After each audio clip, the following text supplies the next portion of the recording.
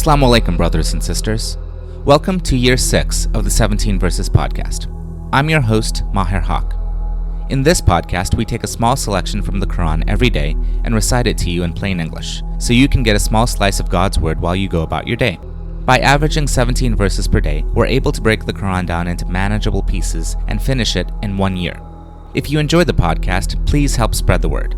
Tell your friends and family, subscribe in iTunes or Stitcher or wherever you get your podcasts, and write us a review. Show notes and a text episode can be found at 17verses.com. That's the numbers 17verses.com. Today's selection is from Surah 51, Adh-Dhariyat, or The Winds That Scatter Dust, verses 47 through 60. These are the last verses in this surah, and they discuss the mission of Prophet Muhammad as a herald of mankind. Bismillah ar-Rahman ar-Rahim. In the name of Allah, most gracious, most merciful. We have built the heaven with our hands, and we have the power to extend its vastness.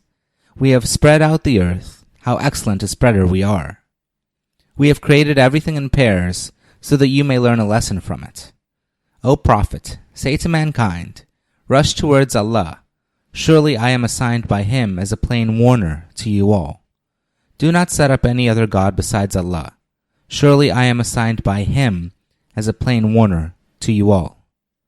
It has been the case that whenever a messenger came to the peoples before them, they said about him, he is a sorcerer or a madman. Have they transmitted the statement from one generation to the next?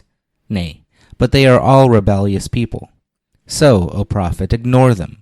You are not at fault, but keep on admonishing them, for admonition is beneficial to the true believers. I, Allah, have not created jinns and mankind except to worship me alone. I require no sustenance from them, nor do I ask that they should feed me. Surely it is Allah who is the giver of all sustenance, the Lord of power, the invincible.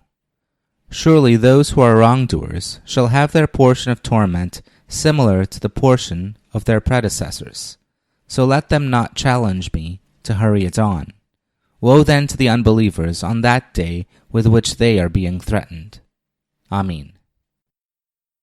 This concludes today's episode of the 17 Verses podcast.